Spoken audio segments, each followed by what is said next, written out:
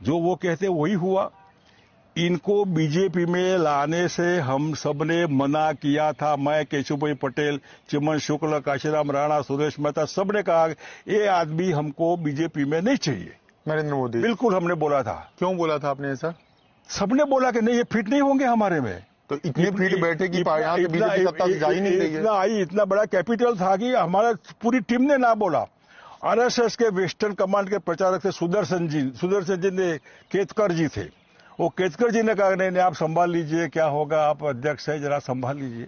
अब संघ का आदेश होता है तो संभालने का भी सवाल पैदा नहीं होता।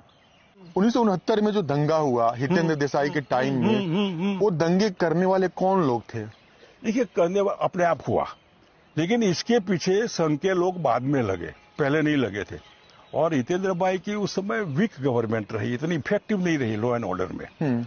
उस समय से जब हुआ हिंदू मुसलमान, तो आरएसएस के लोगों ने ज्यादा इसमें रोल प्ले किया था, प्रो हिंदू, एंटी बाइंदू। 1969 में, 1969 में तब से बीजेपी चली, मतलब जनसंघ चला। जो आप 2002 के दंगे में और 1969 के दंगे में कुछ फर्क महसूस करते हैं? देखिए, 69 का दंगे का तो कोई सवाल ही पैदा नहीं होता, तो नेचुरल था, मैन मेड नहीं था। अच्छा, गोधरा का 2000 जो था दंगा, वो मैन मेड दंगा था, प्लानिंग से था। किसका प्लान था? जिसका भी था, जिनको आरएसएस के कार सेवक को जानता है, इनका प्लानिंग था। कार सेवकों को वापस आने का नहीं था, जाने का शेड्यूल था।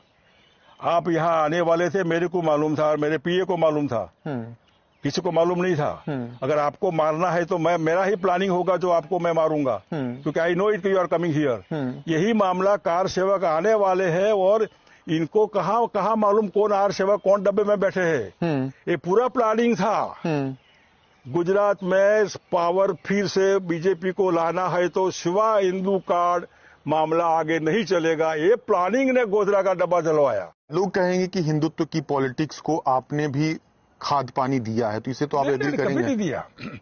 देखिए, मैं 1995 में जब आप बीजेपी को सत्ता लाने में मदद की है, तो उससे हिंदुत्व मजबूत हुआ ना? नहीं, हिंदुत्व मजबूत नहीं हुआ। उस समय मुसलमान भी हम ले आए थे, जनसंघ में मुसलमान मैं लाया था। लेकिन बीजेपी में मुसलमान का होना और कांग्रेस में होना, दोनों में फर्क तो है ना? नहीं, देखिए, बीजेपी पार्टी आइडियोलॉजी किसी की वो नहीं होती, एंटी मुसलमान या प्रो हिंदू। या लोग कौन रन करते? बीजेपी वाजपेयी के हाथ वाली बीजेपी, वाजपेयी का कश्मीरियत, जम्मूरियत। लेकिन वाजपेयी के टाइम में ही आपको इग्नोर किया टाइम, मतलब वाजपेयी बीजेपी के थे ना, उसी वक्त आपको इग्नोर भी किया गया, उसी वक्त आपने पार्टी भी छोड़ी। नहीं, वाजपेयी ने नहीं किया इसमें। अडवाणी वाजपेयी का कोई रोल नहीं है। अडवाणी वाजपेयी अगर केशुभाई पटेल को बोलते तो नहीं मानते?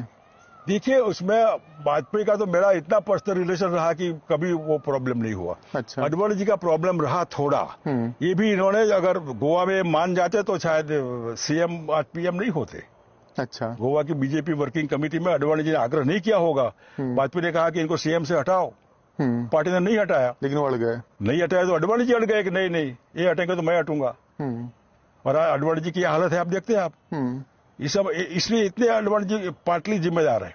केशुभाई को मैं जिम्मेदार मानता ही नहीं हूँ। अडवाणी जी से आपकी कभी मुलाकात हुई कि नहीं? मैं गया, मैं रोए थे। कितने बजे, कितने, कब?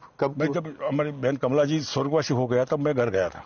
मतलब हाँ, अच्छा हाँ, तब मैंने, मतलब मोदी तब पीएम बन गए थे? पीएम थे ही। मैंने कहा आज तो मैं कमला जी को लिए बैठने आया हूँ, रोने से नहीं होगा, लेकिन आप कल्प्रिट है इस सब में। आपने बोला मुंह पे? मैं बोला, मैं स्पेशली मैं आऊंगा इसके लिए मैं स्पेशली आऊंगा कि आपने क्या किया है। अब आपको रियलाइज होता है ना कि जो मैं गलत था या कौन गलत था। अब आपको रियलाइज होता है मेरे बारे में जो भी कहा होगा उल्टा निकलता है पूरा। उन्होंने क्या बोला? फिर रोने लगे वो? हाँ, रोने लगे।